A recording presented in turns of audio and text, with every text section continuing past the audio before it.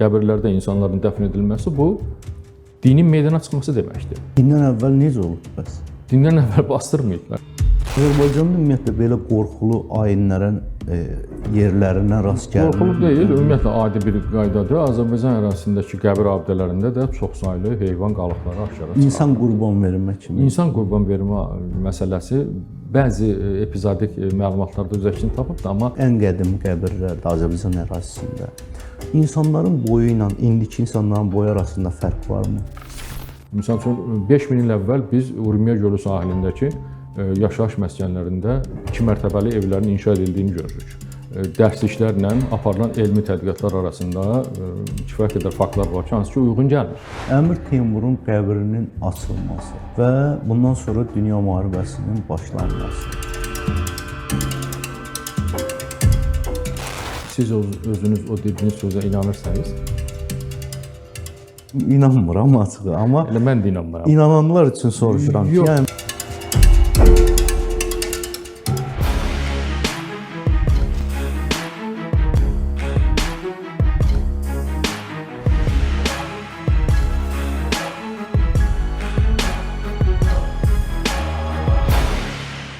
Salam əziz tamaşaçılar, bugünkü verilişimiz arxeologiya ilə bağlıdır. Qonağımız isə Azərbaycan Milli Elmlər Akademiyasının Arxeologiya və Antropologiya İnstitutunun şöbə müdiri, tarix elmlər doktoru, professor Nəcəf Müseyevlidir. Xoş gəlmisiniz Nəcəf müəllim. Sağ olun, dəvətinizə görə. Və arxeologiya ilə bağlı ən maraqlı suallardan biri belədir ki, qazıntı ərazisi necə müəyyənləşir? Bu proses necə olur ki, burada deyək ki, yaşayış məskəni var, yaxud burada hansısa qədim abidələr var. Bunu necə müəyyənləşdirirsiniz? Demək, arxeoloji tədqiqatlar mərhələli şəkildə həyata keçirilir. Bunun birinci mərhələsi çöl tədqiqatları mərhələsində arxeoloji kəşfiyyat, axtarış işlərinin aparılmasıdır. Vizual olaraq bu axtarış işləri aparılır. Arxeoloji abidələrin yerləri müəyyənləşdirilir. Məsələn, filan yerdə qədim yaşayış məskəni var və yaxud filan yerdə qəbir abidələri var. Bunların yeri müəyyənləşdirilir və həmin aşkar edilən abidələrin növlərinə də uyğun olaraq ora mütəxəssislər yönəldilir. Eyni zamanda həmin abidələrin aid olduqları dövrə aid, yəni həmin dövrlə məşğul olan mütəxəssislər yönəldilir və arxeoloji qazıntılar aparılır. Yaşayış yerində arxeoloji qazıntıların üsulları bir cür olur, qəbir abidələrinin qazıntıları tamam başqa cür olur. Qazıntı sahəsi müəyyən edilir arxeoloji ekspedisiyanın rəhbəri tərəfindən. Tutaq ki, qədim yaşayış məskənidir, bir təpə formasında qalıbdır və həmin o təpənin hansı hissəsində yaşayış yerini, qazıntı sahəsini necə seçmək məsələsi artıq o arxeoloji ekspedisiya rəhbərlik edən arxeoloqun məsuliyyətidir. Ki, o qazıntı yerinin seçilməsindən çox şey asılıdır. Yəni, qazıntının sonraki mərhələləri, yəni qazıntının daha uğurlu olması üçün qazıntı yerinin seçilməsi, düzgün seçilməsi olduqca vacib bir məsələdir. Qəbir abidələri isə müxtəlif olur. Var kurqan tipli qəbir abidələri, yəni qəbirlərin üzərində kurqanlar qurulubdur təpəcik formasında və yaxud da ki, belə bir kurqan örtüşləri olmayan qəbirlər var, bütöv nekropollar var. Onların da belə deyək də qazıntı sahəsinin, kurqanların qazıntı sahəsinin seçilməsi məsələsi yoxdur. Yəni kurqan bütövlükdə başlanır və qazılır bütövlükdə, əvvəldən axıra qədər. Böyük bir nekropollar, məzarlıq ərazidirsə, həmin ərazidə müəyyən bir hissə götürülür. Tutaq ki, məsəl üçün 200 kvadrat, 300 kvadrat və onlar kvadratlara bölünür. Həmin kvadratlarda da qazıntılar aparılır. Hansı kvadratdan nə qədər qəbir abidəsi aşkar olunur, artıq bunu qazıntılar göstərir.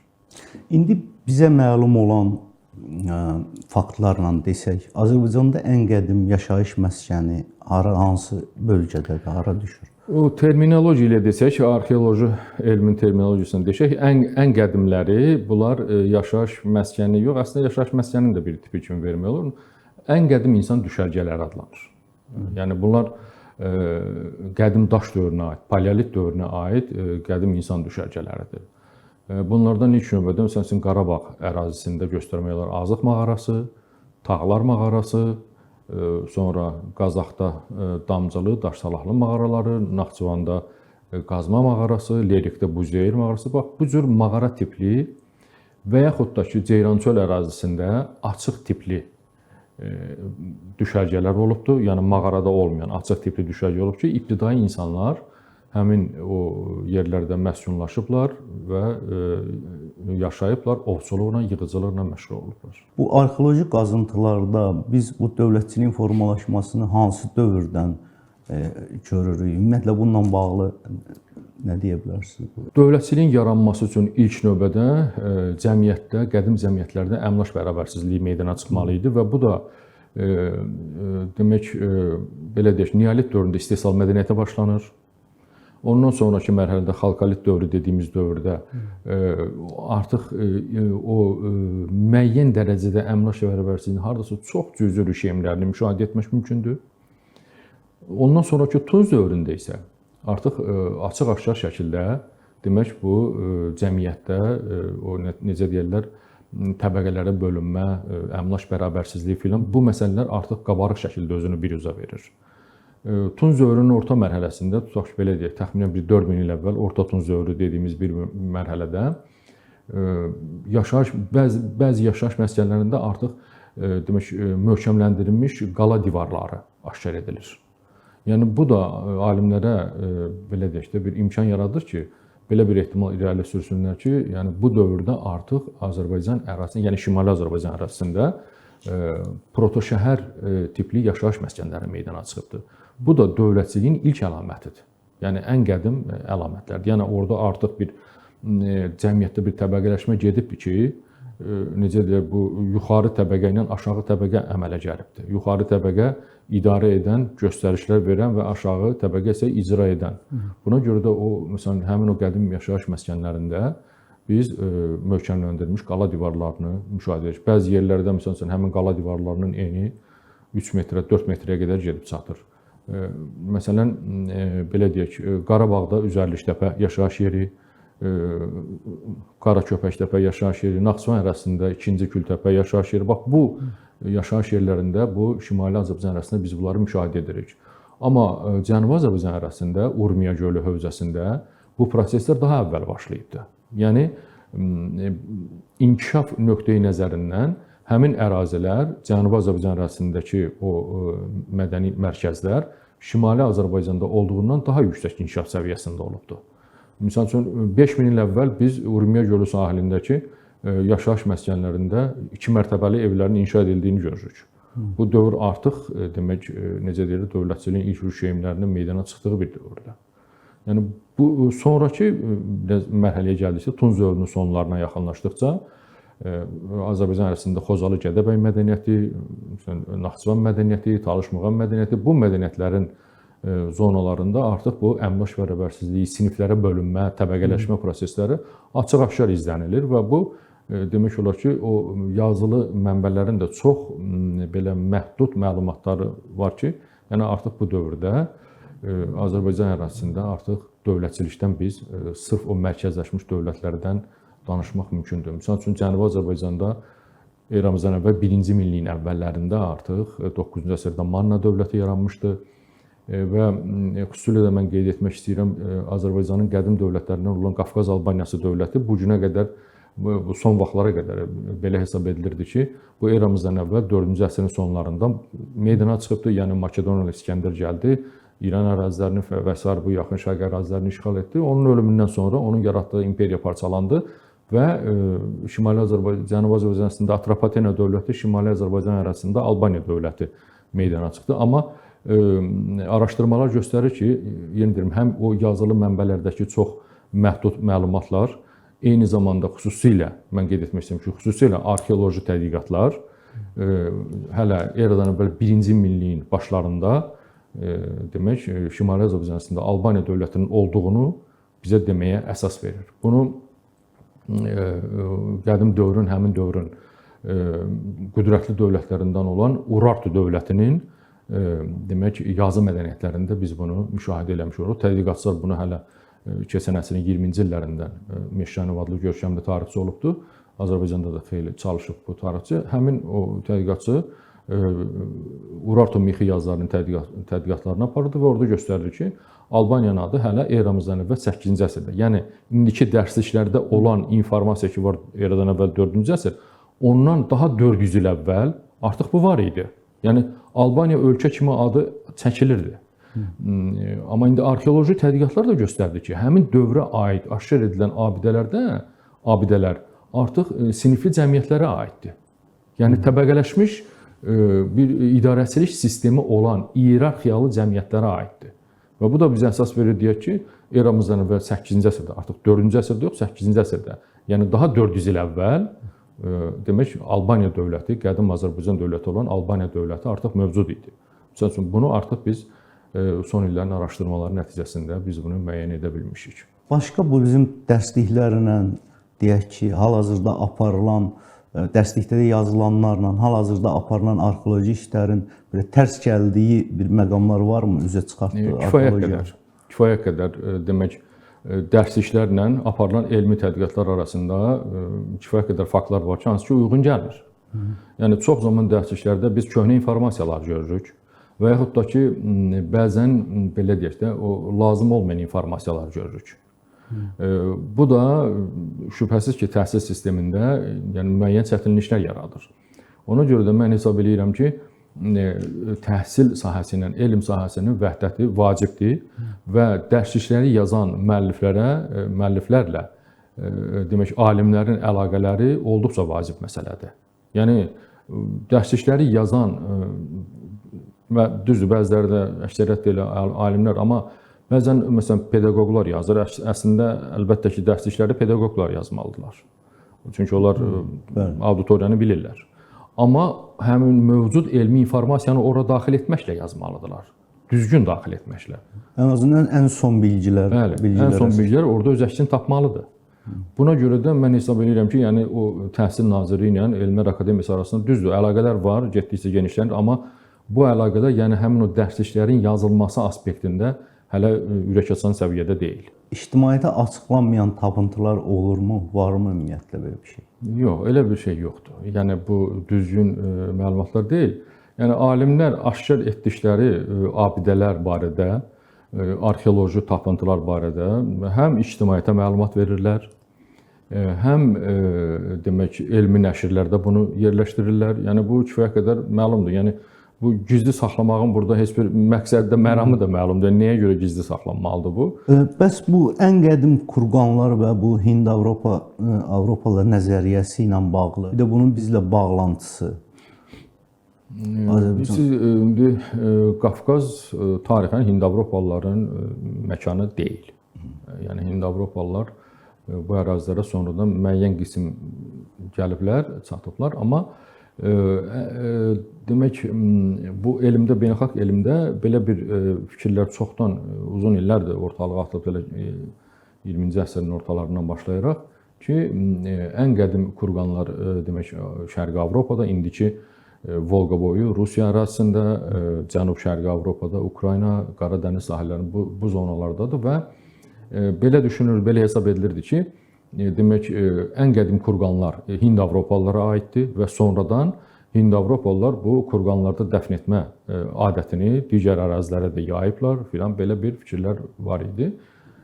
Amma belə deyək ki, son 20-25 ildə Azərbaycan ərazisində elə təkcə yalnız Azərbaycan ərazisində aparılan qazıntılar göstərir ki, bu fikirlər kökündən yanlışdır. Yəni həmin Avropadakı kurqanların həm yaşıda olan kurqanları biz Azərbaycan ərazisində aşkar elədik. Və tədqiqatlar apardıq, sübut elədik ki, bu belə deyil.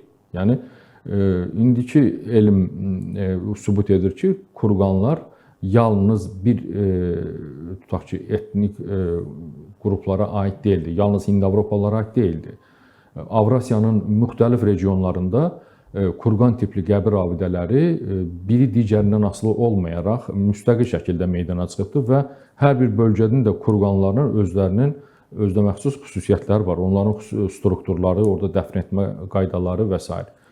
Tutaq belə deyək, Mərkəzi Asiyada 6 ayda aşkar edilən kurqanların məsələn Avropadakı kurqanlara heç bir bağlantısı yoxdur. Cənubi Qafqazda aşkar edilən kurqanların, o cümlədən Avropa kurqanlarına bağlantısı yoxdur və onların təsiri altında yaranmayıblar. Bunlar müstəqil şəkildə yaranıb.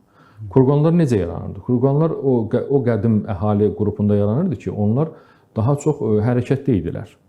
Ola bilsin ki, müəyyən, məsəl üçün Cənubi Qafqaz belə deyək, məkanında və yaxud yalnız qədim Azərbaycan ərazislərində hərəkətdə idilər. Özlərinin təsərrüfat sahələri ilə əlaqədar olaraq, tutaq ki, öz heyvan sürülərini yemləmək üçün və yaxud digər təbii coğrafi bölgələrdə yerləşmək üçün müəyyən o yerdəyişmələr edirdilər. O yerdəyişmələr zamanı özlərinin vəfat etmiş tayfa üzvlərini dəfn edirdilər və onun qəbir yeri itməməsi üçün onun üzərində təpəcik qururdular. Buna deyirlər kurqan.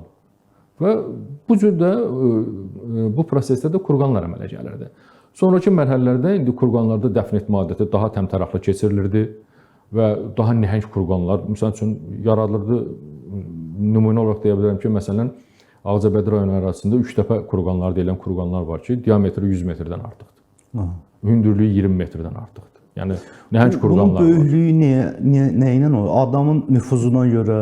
Həm nüfuz məsələsi var, həm dəfn adətlərinin qaydaları, müəyyən bir bölgədə dəfn adətləri belə olur. Məsəl üçün, dəfn adətləri, qəbirlərdə insanların dəfn edilməsi bu dinin meydana çıxması deməkdir.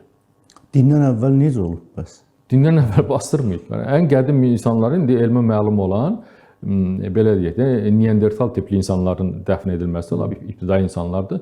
Onlar, məsələn, arxeologlar aşkar ediblər ki, onlar artıq məqsədli şəkildə dəfn edilib. Onları çalaya qoyulubdur, üzəri örtülübdür filan. Yəni bu hardasa bir o birisi dünya inamla, belə deyək, əlaqədar mediası. Sonra getdikcə sonraki tarixi dövrlərdə məsələn, tədricən qəbirlərə qoyulan əşyaların sayı çoxalıb, onların çeşidi çoxalıbdır.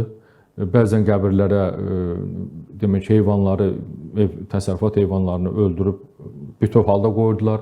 Bəzən onların müəyyən hissələrini qoyurdular. Bunların hamısının qalıqları qazıntılar zamanı aşkara çıxarılır. Çin mənbələrində, məsəl üçün ki, Hun türkləri ilə bağlı yazılanda, orada görürsən ki, deyir ki, atını atı yandırıb qoyurlarmış. Yaxud da başqa mənbələrə baxırsan dünyanın müxtəlif yerlərində, görürsən ki, cürbəcür ayinlər icra olunurmuş. Yaxud da yağış yağmayanda deyək ki, insan qurban vermə kimi ayinlər olurmuş. Biz bilirik ki, sonra zərdüştlüyün də təsiri ilə heyvan qurban verməyə keçid başlayır.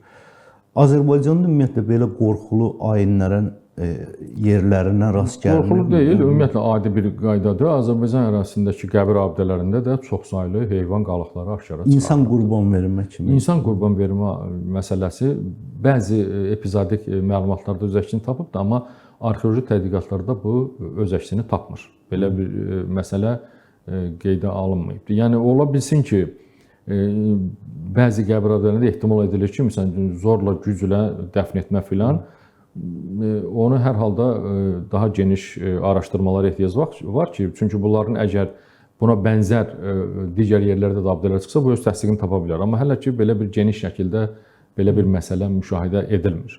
O ki, qaldı heyvanların dəfn edilməsi adəti, məsələn, Azərbaycan ərazisindəki qurqanlarda da öküzlər, atlar, xırda buynuzlu heyvanların da, yenə deyirəm, həm bütöv skeletləri aşkar edilir, həm də onların müəyyən hissələri. Eyni zamanda, məsəl üçün, maral buynuzları olur, yəni vəhşi heyvanlar da olur. Məsəl üçün, itlərlə birgə dəfinlər də var. Apardığımız qazıntılar zamanı bütün bunların hamısını biz müşahidə eləmişik.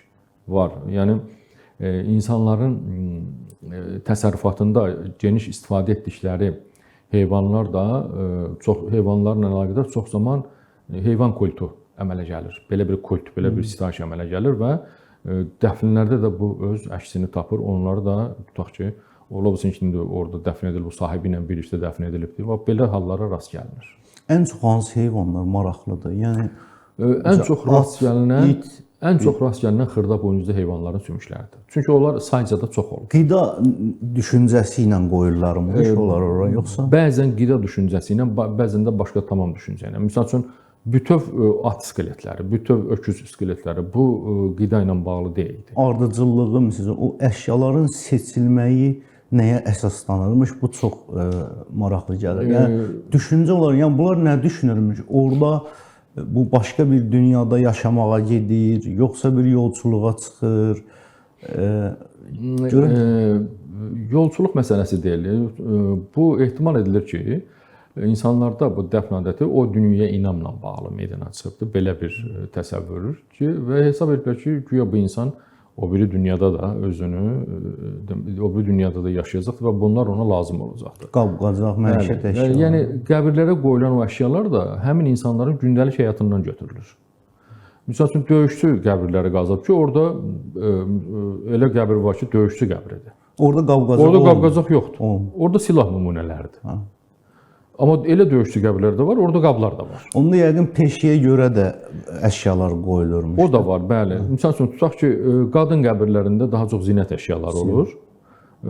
Kişi skeletinin yanında daha çox aşkar edilir silah nümunəsi. Bax belə. Demək nə zaman biz dünya mediasında, hətta ən ciddi platformalarda belə tez-tez belə iddialar eşidirik ki, yer üzündə bir çox sivilizasiyalar olub. Onlar bir nöqtəyə gəlib çıxıblar, sonra məhv olublar, həyat yenidən yaranır. Azərbaycanda ümumiyyətlə məhv olmuş sivilizasiya ehtimalı varmı? Belə deyək də, yəni sivilizasiyalar başlanır və sona yetir. Və digəri onu əvəz edir. Yəni tutaq ki, bir belə qədim sivilizasiya öz həyatını dayandırır, necə deyirlər, onu sonrakı bir başqası əvəz eləyir. Bu daha çox o arxeologiyada o arxeoloji mədəniyyətlər anlayışı adı altında gedir. Azərbaycan ərazisində bir sıra arxeoloji mədəniyyətlər olubdur və biri-birini əvəz eləyibdir. Mən sıfırlanma anlamında deyirəm. Yəni tamamilə yox oldu. Başa düşürəm. Məsəl üçün belə deyək də, tutaq ki, ən çox hallanan Tunc dövrünə aid arxeoloji abidələri biz götürək. Məsələn, sizin üçün rahat olsun, sivilizasiyaları belə deyək götürək. Kür-Araz arxeoloji mədəniyyəti var. Bu Cənubi Qafqaz ərazisində yaranıbdır, genişlənibdir, Anadoluya keçib, Urmiya hövzəsinə keçib, sonra Şimali Qafqaza qədər qismən yayıla bilibdir. Bu eramızdan əvvəl tutaq ki, 4-cü minilliyin ortalarından başlanır, ta ki gəlir 3-cü minilliyin demək olar ki, axırlarına qədər. Hardasa təxminən 1500 ilə yaxın. Bundan sonraki başlanan dövr Orta Tunc dövrüdür. Bu dövrün öz arxeoloji mədəniyyətləri var. Və o Kür-Araz mədəniyyəti dövründəki bir sıra ənənələr ötürülübdür həmin bu Orta Tunc dövrü mədəniyyətlərinə. Orta Tunc dövrü mədəniyyətləri də öz mövcudluğunu başa vurubdur. Bir 500 ildən sonra tutaq ki, təxminən eramız əvvəl 2-ci minilliyin ortalarında və ondan sonra başlanıbdır Son Tunc dövrünün mədəniyyətləri. Xocalı Gədəbəy mədəniyyəti, Naxçıvan mədəniyyəti və s. Yəni bunlar nə ilə seçilir bir-birindən? Maddi istehsal üsulları ilə, hazırladıkları məişət əşyaları ilə, dəfn adətləri ilə, bu məsəl üçün silah növləri ilə, həmin o saxsı keramik qablarla, bəzək əşyaları ilə, dəfn adətləri ilə, dəfn qaydaları ilə və biri-birini əvəz eləyir gəlibdir. Bunların hamısının arasında isə bir irsi bağlılıq var. Amma tutaq ki, Tunc dövründən əvvəl bizim Azərbaycan ərazisində geniş yayılmışdı Leylətepe arxeoloji mədəniyyəti. Bu mədəniyyət öz kökləri ilə Şərqi Anadolu, Şimali Mesopotamiya zonasına bağlıdır, Ön Asiya zonasına bağlıdır və artıq sübut olunubdur ki, eramızdan əvvəl 5-ci minilliyin sonu, 4-cü minilliyin əvvəllərində həmin o ərazidən, o Şimali Mesopotamiya ərazilərindən müəyyən qrup insanlar kütləvi halda Cənubi Qafqaza köç ediblər. Xüsusilə də Azərbaycan ərazisinə. Ən çox o mədəniyyətin abidələri Azərbaycan ərazisindədir. Kütləvi surətdə köç edib və bunların birdən-birə bu ərazilərdə peyda olmağı arxeoloji qazıntılarda açıq-aşkar görünür.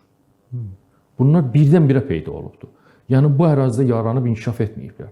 Birdən-birə peyda olubdur və belə deyək, 400 il, 500 ildən sonra bu mədəniyyət birdən-birə yoxa çıxır. Bütün iz yoxdur. Bütün iz itir. Tamamilə birdən-birə dayanır. Bunlar indi hara gedib? Bir sıra biz ehtimallar, məsəl üçün irəli sürə bilir ki, məsəl üçün bu mədəniyyətin əsas tədqiqatlarından biri mənim. Məsəl üçün ehtimal edirəm ki, bunların bir hissəsi ola bilsin ki, geri qayıdıb Mesopotamiyaya. Bir hissəsi, çox cüzi hissəsi ola bilər ki, qala bilərdi burada. O iz orada görünmür, bəs deyək ki, bunlara aid deyək əşyalar, planlar sonra orada davam eləyir də. Orada davam eləyir. Amma burada davam eləmir. Burada kəsilir. Burada kəsilir. Burada kəsilir, dayanır və onu əvəz eləyir. Bayaq dediyim o Kür-Araz mədəniyyəti, ilk Tunc dövrü mədəniyyəti gəlir. Yəni kəskin şəkildə aralarında bir fərq var. Görünür, inkişaf eləyir, yüksəlir və birdən-birə yoxa çıxır. Birdən-birə yoxa çıxır. Çox maraqlı. O burada yoxa çıxır. Ola bilsin yenə deyirəm, bəli, o Mesopotamiya arasında davam eləyir.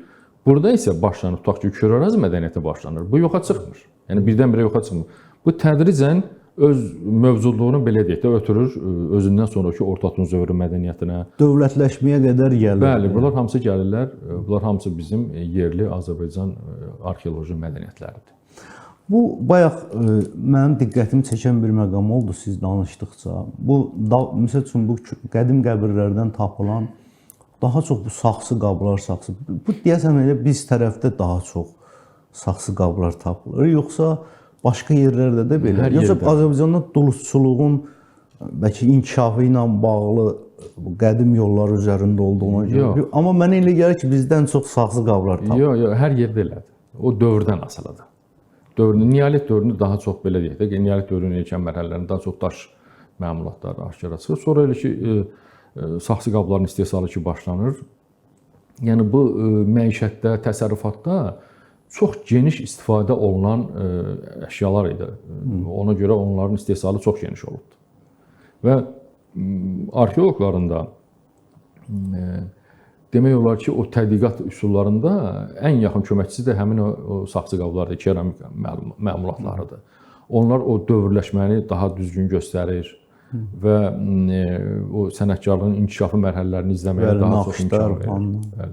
Həm də o naxışlar da bir düşüncədən xəbər verir. Şübhəsiz ki, o beynin formalaşma. Bəli, o ornamentlər, o naxışlar da əlbəttə ki, insanların, onu hazırlayan insanların mənəvi mədəniyyəti ilə bağlı idi. Bu uzun qəbirlər həqiqətən də belə nəhəng insanlar olub, yoxsa sadəcə qəbir o qədər böyük? Yox, elə nəhəng insanlar elə onlar hamısı, yəni elmi həqiqətlərə uyğun deyil. O dövrə aid, qədim dövrlərə aid, müxtəlif qədim mərhələlərə aid o arxeoloji abidələrdə qazıntılar aparmışıq və yəni o ölçüdə elə uzun insanlar aşkar edilməyibdir. Bəzən qəbrin özü, tutaq ki, qəbir özü böyük olur, amma onun içərisində bir yox, bir neçə insan olur, dəfn edilir. Olubdur ki, məsəl üçün 20-dən artıq insan bir qəbrin içərisində dəfn edilibdir. Yəni o böyük insanlar barədə deyilənlər bunlar həqiqətlərə uyğun deyil. Bəzən o lap əvvəlki dövrlərdən belə deyək də, bir neçə yüz il əvvəllərdən gələn nətər deyirlər, bəzi əfsanələr var. O əfsanələrin müəyyən qism, müəyyən qədər indi ola bilsin ki, yaşayır, amma onlar bir var əfsanələr, əsatirlər, bir də var elmi həqiqətlər. Arxeoloji kifayət qədər, yəni dəqiq elmdir bu sahədə. Məsəl üçün Gədəbəy Daşkəsən zonasında belə deyək, o qədim qalaların dağlıq zonalarda qədim qalaların qalıqları var. Onlara deyirlər, el arasında deyirlər Təpəgöz qalaları. Hə. Təpəgöz div qalası var, Təpəgöz. O div qala. Və hesab onların əfsanələrinə görə bunlar elə Təpəgözlər tikiblər. Əlbəttə ki, Təpəgöz filanzad olmayıbdı belə bir şeylər.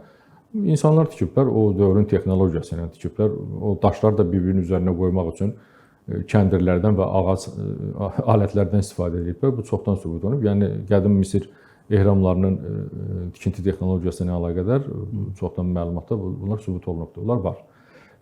Həmin qalalar var idi, adi insanlar, qədim belə deyək, bizim ulu babalarımız onları inşa ediblər və onlar Urartu dövlətinin qarətçi yürüşlərindən ərazini mühafizə etmək üçün tikilibdir.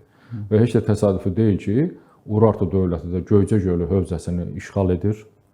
Amma sonradan belə deyək, o Kəlbəcər, Daşkəsən, Gədəbəy zonalarına qarətçi yürüşlər edir, amma tam oranı özünə tabe edə bilmir.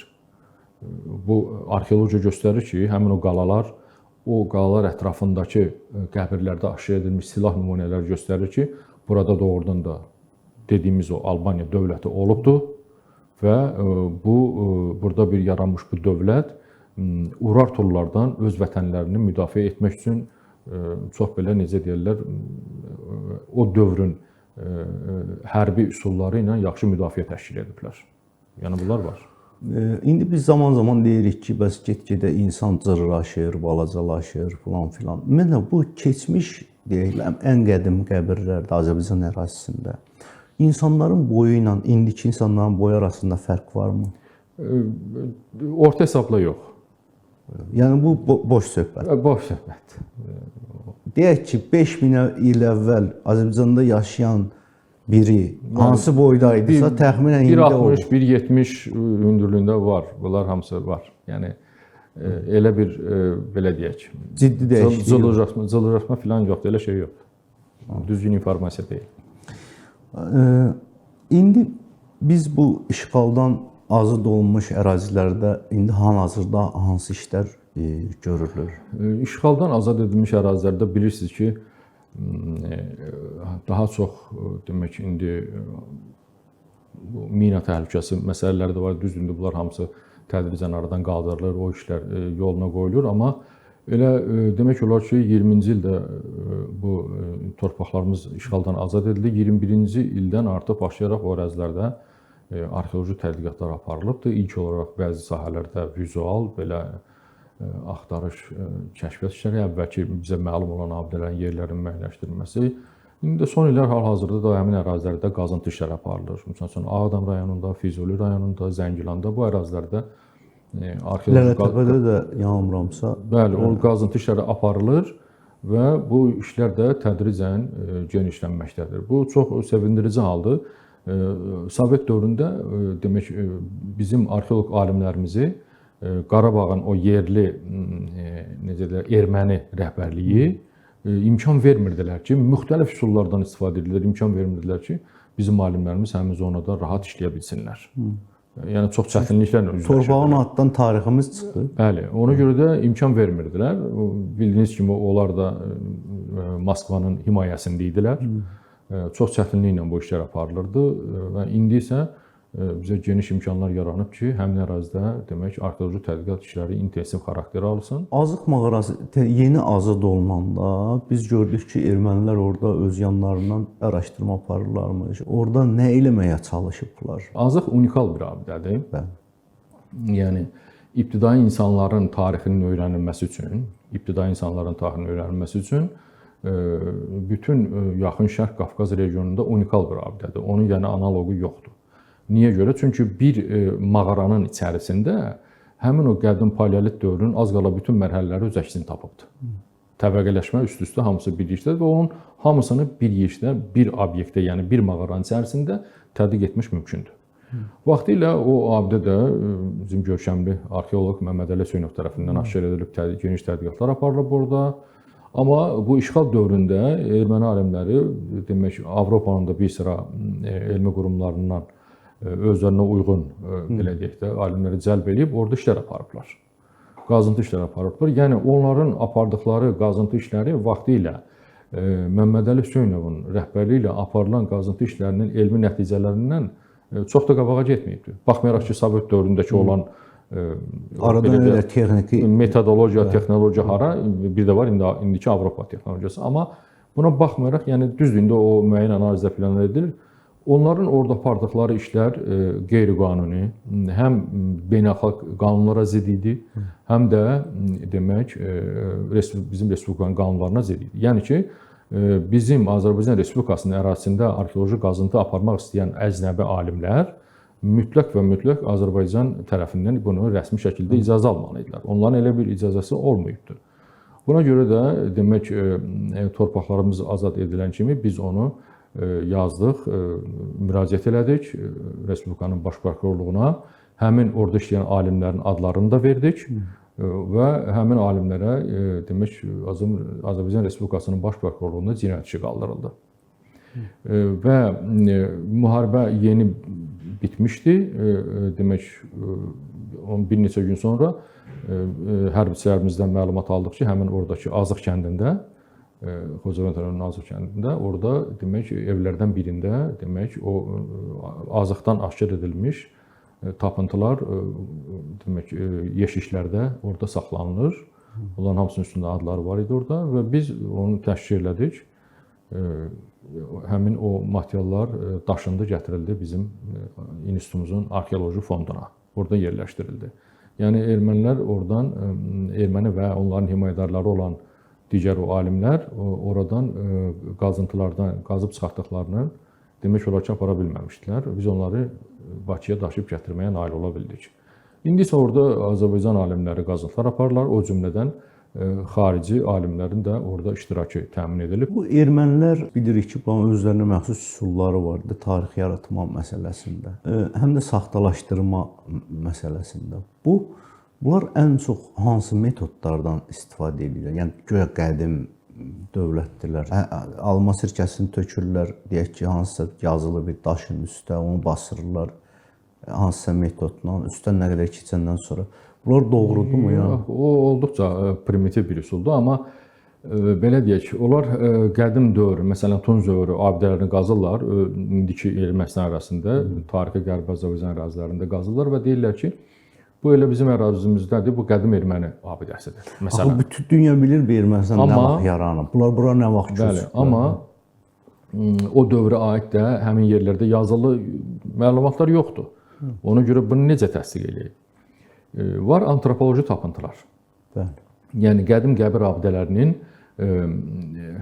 qazıntıları zamanı aşağı çıxaran insan qalıqları. Bəli. O insanların kəllə sümüklərinin növləri, tipləri göstərir ki, bunlar ermənilərə aid deyil. Bunlar qədim Azərbaycanın antropoloji tipinə aiddir. Yəni bu açıq-aşkar görünür. Ermənilər nə qədər desələr də ki, bunlar bizimdir, onlara inananların sayı azdır və getdikcə də azalır. Çünki yenə deyirəm ki, orada aşkar edir, onların özlərinin qazıb çıxarıb aşkar etdikləri və nəşr etdikləri elmi kitablarda da görünür ki, bu qədim Azərbaycan xalqına məxsus antropoloji tiplərdir burada aşkar edilənlər. Yəni tutaq ki, belə deyək ki, elmdə onlara brakikran və yaxud brakikefal deyirlər. Bu ermənilərin daha çox aid olduğu, belə deyək də, bir növ anlaşılır dildə desək, bu girdəbaş və yaxud yastıbaş, girdəbaş belə bir şey. Amma Azərbaycanlılara məxsus antropoloji tiplər isə dolx ekrandır. Biraz uzun sol baş formasıdır ki, yəni bu belə kəllə sümükləri ermənilərdə olmur. Yəni bu faktı, bu sübut olunubdur. O ki, qaldı ermənilərin, yenə deyirəm ki, o saxtakarlığına, bu tarix elmində bu artıq çoxdan məlumdur. Ermənilər getdikləri hər hansı bir əraziyə, o cümlədən Cənubi Qafqaza, indiki bu Ermənistan ərazisinə də artıq formalaşmış erməni kimi gəliblər. Erməni kimi gəlib, yəni özlərinin dilləri ilə, özlərinin antropoloji tipi ilə hazır vəziyyətdə gəliblər. Ona görə də onların burada kökü ola bilməz. Azərbaycandan xəzinə tapılıbmı heç indi? Xəzinə deyəndə biraz bu siz dediyiniz daha iri səslənir. Elə deyil. Elə iri nəzərdə tuturam. Bəzi dəfinələr tapılıbdır. Məsəl üçün pul dəfinələri. Orada misdən hazırlanmış, gümüşdən hazırlanmış, eyni zamanda da məhdud sayda da olsa qızıldan hazırlanmış pullar da var. Tapılıbdır. Olubdur və bunlar da fonda, muzeyə təhvil verilibdir. Bundan əlavə, bu hələ tutaq ki, belə deyək, orta əsrlərə aid dövrdən məhsə danışıram. Amma daha qədim dövrlərə aid abidələrdə, qəbir abidələrində aparılan qazıntılar zamanı müəyyən o bəzək əşyaları tapmışıq, rast gəlmişik, olubdur. Məsəl üçün, bir qəbirdə, çox təsadüf hallarda, məsəl üçün, əgər qadın qəbirdirsə, sırğa tapılıb, məsələn, üzük tapılıb və yaxud muncuq tapılıb, bax belə. Biz bilirik ki, arxeoloqlar qrup halında işləyirlər. Ekspedisiyalar. Bəli, ekspedisiya. Deyək ki, bir sandıq qızıl tapıldı, ya cəvahirət tapıldı. Bunlar bunu aralarında bölmədilər. Bu necə müəyyənləşir?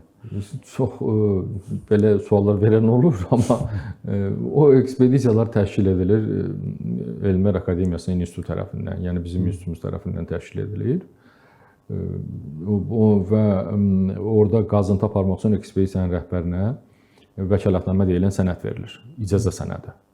Və o sənəd də eyni zamanda Mədəniyyət Nazirliyində qeydiyyatdan keçir. Çünki abidələrin mühafizəsi rəsmi olaraq Mədəniyyət Nazirliyinin funksiyasıdır. Orada da qrup, ekspedisiya qrupu gedir və orada çalışır, işləyir, orada fəhlələr də işləyir və s. Əvvəla burada belə deyək də, bu fiziki olaraq bu mümkün deyil, o sizin sualınızı cavab olaraq deyirəm. Heç bir vaxtda bir sandıq heç nə tapılmayıbdır. Onu da deyim, çox nadir hallarda bəzi bəzək əşyalarına rast gəlinir. Və digər tərəfdən arxeoloqlar haqqında mən belə başa siz çox aşağı fikirdəsiniz. Yox, Arxeoloqlar işləyirlər və bütün bu çətinliklərə baxmayaraq arxeoloqlar çox yaxşı işləyirlər və bizim institutun əməkdaşları da bu istiqamətdə çox böyük əziyyətlər çəkirlər. təbii çox əziyyətli İşləyirlər və bunlar da hamısı öz peşələrinə sadiq olan, öz peşələrinə hörmətlə yanaşan insanlardır. Məsələn, mən şəxsən öz təcrübəmdən deyə bilərəm. İki dəfə olubdur ki, mən məsəl üçün qızıl əşyalar tapanda elə məqam olub ki, tək olmuşam. Və həmin o qızıl əşyaları tapmışam, gətirmişəm, təhvil vermişəm. Bu gün də o bir qrupu Heydər Əliyev mərkəzində nümayiş etdirilir, bir qrupu Tarix muzeyindədir. Yəni bunu heç kim eləməz. Arxeoloq adını daşıyan heç kim belə bir addım atmaz. Çünki onun əhəmiyyəti o qızıl olmağından daha çoxdur da. Yəni bəzən hətta soruşurlar, bizə sual da verirlər ki, görəsən filan əşya neçə olar? Biz də deyirik ki, biz onun satışı ilə məşğul deyilik ki, biz onu bilək. Onlar satılmır, alınmır. Bu dövlətə məxsusdur. Yerin təki haqqında qanun var və bu dövlətə məxsusdur bütün bu tapıntılar hamısı. Biz onu satmırıq ki, biz onun alveri ilə məşğul deyilik. Biz bilmirik o neçəyə satılır. Sualtı arxeologiya ilə bağlı sual vermək istəyirdim. Ümumiyyətlə biz bilirik ki, hələ Sovetlər dövründə Azərbaycanda bu fəaliyyətə başlanılıb. Ümumiyyətlə bu barədə bu arxeologiyanın bu sahəsi üzrə burada fəaliyyət davam eləyirmi? Sovet hakimiyyəti illərində bu işlər müəyyən qədər aparılıbdır. Dəniz suyunun geri çəkilməsi ilə əlaqədar olaraq vaxtilə Bayıl qəsri deyilən abidələr kompleksi üzə çıxıbdır. Orada müəyyən qədər tədqiqatlar aparılıbdır. 70-80-ci illərdə bizim demək Tarix muzeyinin əməkdaşı oldu Viktor Kvaçidze. O çox işlər aparıbdır. Demək Xəzər sahilindəki həmin o Kürün deltasına yaxın ərazilərdə demək qədim orta əsrlərə aid yaşayış yerlərində o demək tədqiqatlar aparıbdır. Su altında olan bir sıra maddi mədəniyyət qalıqlarını üzə çıxarıbdır. Amma indiki halda bu müstəqillik illərində bu işlər aparılması texniki baxımdan mümkünsüz olubdur. Yəni sualtı arxeologiyanın aparılması üçün lazımi texnologiya hal-hazırda bizdə yoxdur. Yəni o texnologiya olmalıdır. O sahə üzrə mütəxəssislər, yəni suyun altına girib çıxa bilən bu sahəni bacaran insanlar yetişməlidir, məktəblər keçməlidir. Bu işlər hələ ki aparılmırdı. Bu işlər bu dəqiqə hal-hazırda belə şeydir. Su altında tədqiqatlar aparılması faktı hələ ki yoxdur. Amma hələ ki Xəzər dənizi sahili boyu həmin abidələrə baxış keçirilir, müəyyən qədər belə deyək də. Eyni zamanda bununla əlaqədar demək Mingəçevir su anbarı altında da belə tədqiqatların aparılmasına gələcəkdə böyük ehtiyac var. Çünki o su anbarı inşa edilən zaman bu 40-50-ci illərdə inşa edilibdir. O dövrdə həmin ərazidə olan arxeoloji abidələrin çox az bir qismi öyrənilibdir. Böyük bir qismi o suyun altında qalıbdır. Arxeologiyanın Azərbaycanda inkişafının qarşısını kəsən hal-hazırda başqa hansı amillər? Biz bilirik ki, buna çox maliyyə lazımdır bu işə. Üstəgəl bu bir sahə deyil, bir sahənin adamı deyil. Deyək ki, orada bəzən kimyaçıya da ehtiyac yaranır, fotoqrafa, nə bilim. Və burada bir də dünyada tətbiq olunan texnikaların tətbiqi məsələsi var. Ümumiyyətlə biz burada hansı problemləri olmasa biz daha yaxşı inkişaf edə bilərdik? Bilirsiniz, arxeoloji tədqiqatlar birbaşa çöl işləri ilə bağlıdır, ekspedisiyaların fəaliyyəti ilə bağlıdır. Buna görə də bu ekspedisiyaların təşkil edilməsi prosesində bir sıra bürokratik məqamlar var və bunları da aradan qaldırmaq mümkündür və ümid edirik ki, gələcəkdə bu problemlər aradan qalxacaqdır. O ki qaldı, arxeoloji tədqiqatlarda yeni texnologiyaların tətbiqi, siz onu düz deyirsiniz. Məsələn, Azərbaycanda bir sıra zəruri olan laboratoriyalar Azərbaycanda yoxdur ki, aşkar edilən maddi mədəniyyət nümunələrinin və yaxud da ki, digər qalıqların analiz aparılsın. Misal üçün, arxeozoologiya üzrə bizdə mütəxəssis yoxdur. Bu vaxtlı Sovet dövründə olubdu, sonra o ənənə itibdir. İndi yoxdur bizdə arxeozoologiya. Yəni bu o demək ki, qazıntılar zamanı aşkara çıxarılmış heyvan sümüklərinin təyinatının aparılması.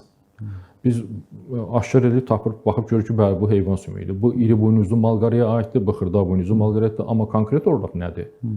Onu biz bilmirik, amma bunların müəyyən edilməsi vacib məsələdir. Bəlkə nəsil kəsilmiş.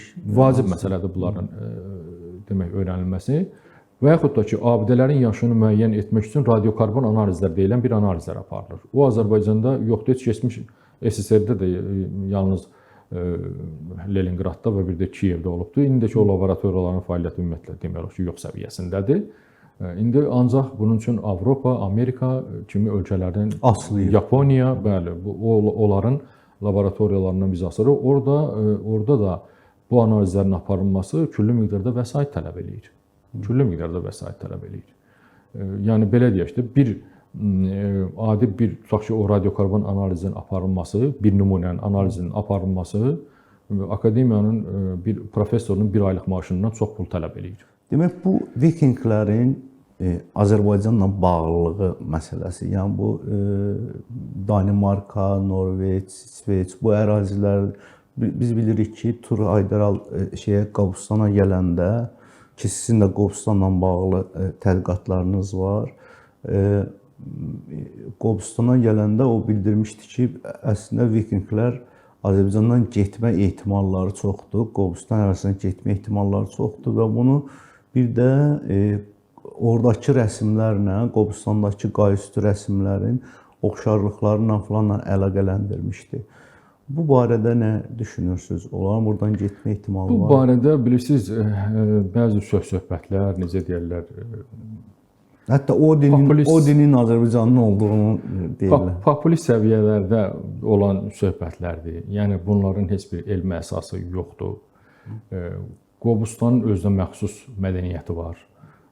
Yəni bunun o Vikinglərlə heç bir bağlantısı yoxdur.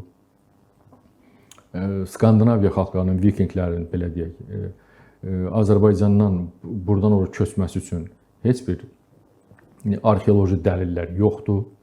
Oradakı qayasü təsvirlərlə Qobustandakı qayasü təsvirlər arasında çox böyük fərqlər var. İşlənmə texnikasında, mövzusunda filan da və s. Yəni bunlar düzdür, Tur Heyerdal belə deyək, o daha çox səyahətçi idi. Səyyah idi. Gəlmişdi, baxmışdı və Qobustanın da populyarlaşmasında Tur Heyerdalın Qobustana bir neçə dəfə səfərinin böyük əhəmiyyəti olmuşdu. Amma indi Tur Heyerdal bunu sübuta yetirilmiş bir fakt kimi demirdi. O öz mülahizələrini irəli sürürdü, belə deyək də. Yəni amma İslandiya saqalarının birində var ki, yəni bu Vikinglər cənub zonasından, tutaq ki, Qafqaz ətrafının cənub zonasından gedib. Yenə də bu əfsanədir, saqa, belə deyək. Amma bütün bunlar elmi baxımdan öz sübutunu tapmır. Əmir Teymurun qəbrinin açılması və bundan sonra dünya müharibəsinin başlanması ki, bunu 2 dəfə cəhd ediblər, ikisinə dünya müharibəsi başlayıb. Ümumiyyətlə, bu lənətli qəbir, ümumiyyətlə, bu arxeologların, belə deyək, bu ərazi toxunulmazdır falan, belə bir anlayış var arxeologiyada. Siz özünüz o dediyiniz sözə inanırsınız? Mən özüm inanmıram açığı, amma mən də inanmıram. İnananlar üçün soruşuram ki, yəni belə bir elə bir bağlı, tutaq ki, Əmir Teymurun qəbrinin açılması faktı ilə dünya müharibəsinin başlanması faktı məsələsi arasında heç bir bağlantı yoxdur. Bu təsadüflər ola bilər, amma elə bir o belə deyək də, o tutaq ki, Azərbaycan arasında da elə bir mistik yerlər yoxdur. Bu mistika başqa şeydir, elm başqa bir şeydir. Təbii. Yəni bunlar arasında heç bir bağlantı yoxdur. Mənim üçün həmişə maraqlıdır. Məsələn, Azərbaycanda qalalar var, deyək, gözətçi qüllələri var. Amma məsəl üçün mən Şəki xan sarayına baxanda buranın saray olduğu təəssüratı yaranmır məndə də. Çünki saray bizim bildiyimiz ənənəvi saray şeyləri var. Sarayın ətrafında deyək, əyanların, saray işçilərinin qaldığı yerlər, yaxud deyək ki, o mətbəx, yeməkxanası, qonaq üçün karvansarası. Ümumiyyətlə, Azərbaycanda bu saraylar niyə yox, hara yoxa çıxıb bunlar? Şəki Xan Sarayı elə doğrudan da bir Şəki xanlığının sarayıdır. Azərbaycan ərazisində aparılan arxeoloji qazıntılar zamanı çox belə deyək, geniş, böyük bir tikili qalıqları çıxıb ki, buralar hesab olunur ki, ictimai binalardır. Bu ictimai binalar da nə demək? İndiki terminologiya ilə desək, sizin dediyiniz terminlə desək, elə saray demək olar. Ən qədimləri 2500 il bundan əvvəl Şəmkir rayonu ərazisində Qaracəmirli kəndi yaxınında aparılan qazıntılar zamanı aşkara çıxarılıbdır. Orada Almaniyadan gəlmiş alimlərlə birlikdə bizim alimlər qazıntılar aparıblar. Bundan əlavə Qəbələdə, demək Akademiyanın müxbir üzvü İlyas Babayev, bizim mərhum alimimiz, həm o Qaracəmirlidə qazıntılara rəhbərlik eləyibdi, həm də Qəbələdə aparılan qazıntılara rəhbərlik eləyibdi. Qəbələdə də təxminən 2000 il bundan əvvələ aid bir böyük, belə deyək ki, oval planlı tikililər aşkar edilibdir. İri nəhəng plan, demək, tikililərdir və onlar ictimai tədbirlərin keçirilməsi üçün nəzərdə tutulan obyektlərdir. Düzdür, onların qalıqları tapılıb, ancaq bünövrə hissələri tapılır. Arxeoloji qazıntı özü bütövlükdə aşkar edilmir. Belə hallar var, olubdur. Sonrakı dövrdə Şəmkirdə, tutaq ki, orta əsr Şəmkir şəhər yerində, orada indi Narınqala deyilən ərazisi böyük bir sahədir, qazıntılar aparılır. Orada da aşkar edilibdir. Yəni, məsəl üçün, Bakı Xan Sarayı, sizin anlamınızda bu kiçikdir, əlbəttə ki, Şirvanşahlara aiddir. Sanki köşkdür, yəni İndi o dövründən asılı olaraq bunlar belə inşa edilirdi və dövlətin özünün gücündən, möhtəşəmliyindən asılı olaraq, təbii şəraitdən asılı olaraq belə tikilirdi. Yəni, belə faktlar var, belə tapıntılar var. Yəni, bu barədə mən sizin qədər bədbin düşünməzdim. Belə arxeoloji tapıntılar var, kifayət qədərdir. Böyük, məsəl üçün, ondan əvvəl də, əvvəlki dövrə də aid var qalalar. İndi siz dediyiniz sonra mən dedim ki, indi o qazıntılar zamanı aşkara çıxarılan, tutaq ki, ən qədimi bizdə Qaracəmlidir. Amma ondan əvvəlki dövrlərə də aid, Xocalı Gədəbəy mədəniyyətinə aid qalalar var, nəhəng qalalar var. Onlar da o dövrlərin, onun Narınqalası o dövrlərin, belə deyək də, sarayları idi, ictimai binaları idi. Misal üçün, elə qalalar var ki, Naxçıvan arasında onların Narınqalası 20 hektardır. Baxın. O qalanın içindəymiş də sarayda. Qalanın içərisində, bəli. Qalanın bir var kənar divarı, bir var yuxarı divarı, Narınqalası. 20 hektara gəlib çatır. Yəni, böyük bir bu həmin dövrün möhtəşəmliyini göstərir, o dövrdəki siyasi qurumun demək əzəmətini göstərir. Belə faktlar var. Nəcib müəllim, çox sağ olun. Sizi yorduq, minnətdarıq. Siz də sağ olun, xoşdur. Və bu sahədə, bu fəaliyyətinizə görə, çəkdiyiniz əziyyətlərə görə həm sizə, həm sizin həmkarlarınıza çox minnətdarıq. Təşəkkür edirik. Çox sağ olun.